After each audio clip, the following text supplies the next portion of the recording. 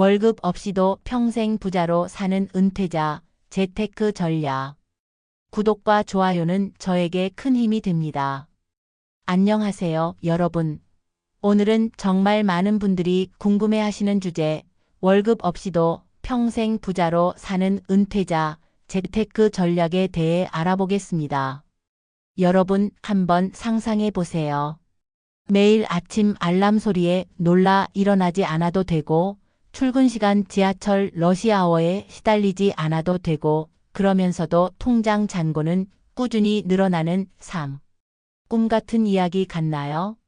하지만 이건 꿈이 아닌 현실이 될 수 있습니다. 오늘 제가 여러분께 알려드릴 전략들을 통해 월급이 없어도 부자로 살아가는 은퇴 생활의 비밀을 공유하겠습니다. 자, 시작해 볼까요?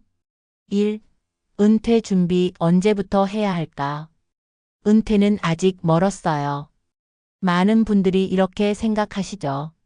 하지만 여러분, 가장 좋은 은퇴 준비 시작 시점이 언제인지 아세요? 은퇴하기 20년 전입니다. 그 다음으로 좋은 시점은 바로 지금이죠.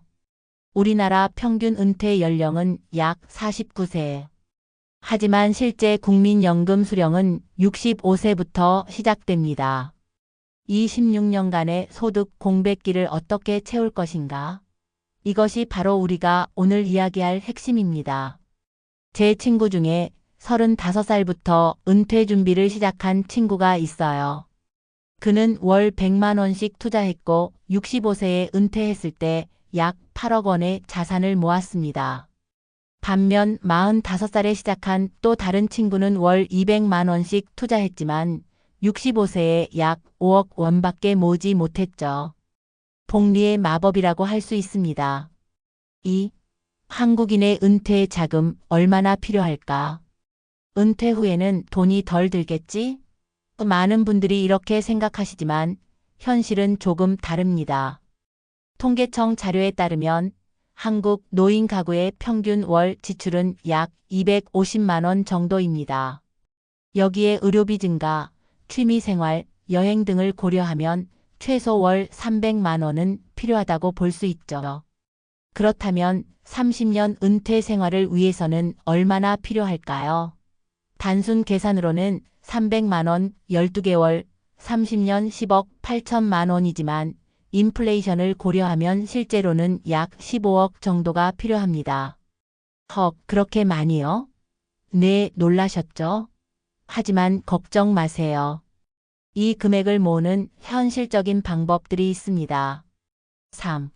국민연금과 퇴직연금 제대로 활용하기. 많은 분들이 간과하는 부분이 바로 국민연금과 퇴직연금의 효율적인 활용법입니다. 국민연금은 최소 10년 이상 납부해야 받을 수 있으며 평균적으로 40년 납부 시 월 100만 원 정도를 수령할 수 있습니다. 그런데 알고 계셨나요? 국민연금 수령 시점을 늦추면 수령액이 늘어난다는 사실을. 예를 들어 65세에 받기로 한 연금을 70세부터 받기로 미루면 매월 약 30% 더 많은 금액을 받을 수 있습니다. 월 100만 원이 130만 원으로 늘어나는 거죠. 퇴직연금도 마찬가지입니다. IRP 개인형 퇴직연금에 퇴직금을 예치해두면 세제 혜택을 받으면서 운용할 수 있어요.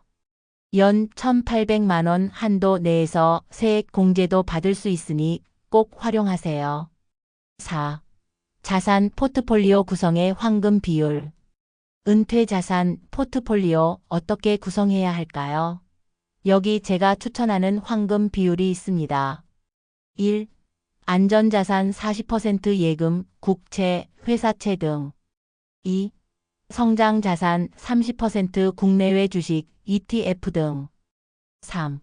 인컴자산 20% 배당주, 리츠 REITs, 채권형 ETF 등.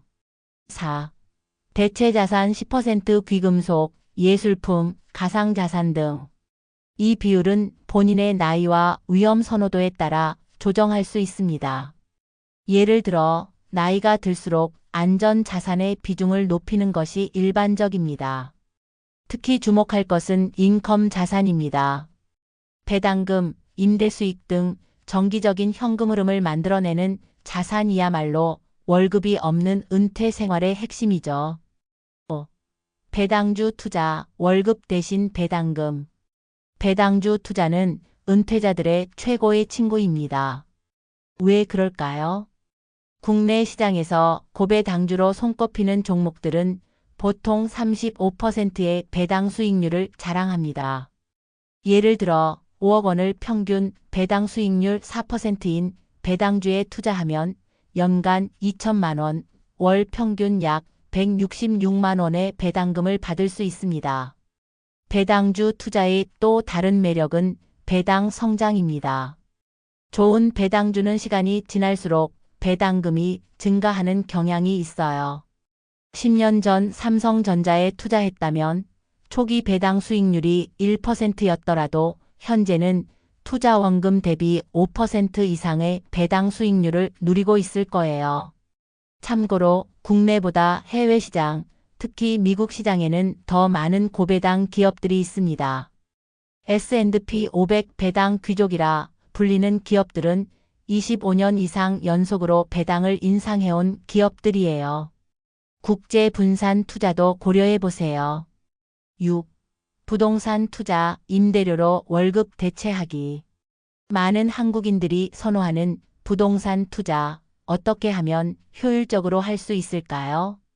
전통적인 방식은 아파트나 오피스텔을 구입해 임대 수익을 얻는 것이지만 요즘은 더 다양한 방법이 있습니다. 리츠 REITs는 부동산 투자 회사의 주식을 사는 것으로 적은 금액으로도 다양한 부동산에 분산 투자할 수 있습니다. 한국에서는 이제 막 성장하기 시작한 시장이지만 미국이나 싱가포르 같은 나라에서는 이미 확립된 투자 수단이죠. 또한 소형주택 여러 채에 분산 투자하는 전략도 있습니다.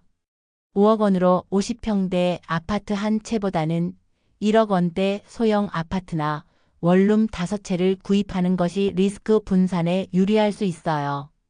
그리고 잊지 마세요. 부동산은 레버리지 대출을 활용할 수 있는 몇 안 되는 투자 수단 중 하나입니다. 물론 과도한 대출은 위험하니 본인의 상환 능력을 고려해야 합니다. 7. 세금 최적화 전략. 세금은 줄일수록 좋다. 당연한 말이지만 어떻게 줄이는지 아는 것이 중요합니다. 은퇴자들이 활용할 수 있는 세금 혜택은 다양합니다. 연금계좌 IRP, 연금저축은 납입 시 세액 공제를 받고 운용 중에는 과세를 이연하며 인출 시에도 낮은 세율을 적용받을 수 있습니다. 또한 주식 투자 시 국내 주식의 경우 양도소득세가 대부분 비과세이며 대주주 제외 배당소득은 분리과세를 선택할 수 있습니다. 부동산의 경우 1가구 1주택 비과세 혜택이 있으며 임대소득은 월세 소득이 400만 원 이하일 경우 분리과세를 선택할 수 있습니다. 세금 최적화는 복잡하지만 장기적으로 봤을 때 수천만 원에서 수억 원까지 차이가 날 수 있는 중요한 부분입니다. 전문가의 도움을 받는 것도 좋은 방법이에요. 8. 노후 의료비 대비하기. 은퇴 후 가장 큰 지출 중 하나가 바로 의료비입니다. 어떻게 대비해야 할까요? 국민건강보험만으로는 부족합니다. 실제 병원비의 60-70%만 커버하기 때문이죠. 따라서 실손 의료보험은 필수입니다. 가능하다면 젊을 때 가입해서 낮은 보험료를 유지하는 것이 좋습니다. 또한 치매나 장기요양과 같은 고액 의료비가 발생할 수 있는 상황에 대비한 보험도 고려해 볼 만합니다. 요즘에는 간병비 특약이 포함된 상품들도 많이 나와 있어요. 건강보험료 외에도 약 3천만 원에서 5천만 원 정도의 의료비 비상금을 따로 마련해 두는 것도 좋은 방법입니다. 9. 은퇴 후 부수입 창출하기. 완전한 은퇴보다는 세미 리타이어를 고려해 보세요. 취미나 특기를 활용한 부수입은 경제적 여유뿐 아니라 삶의 만족도도 높여줍니다.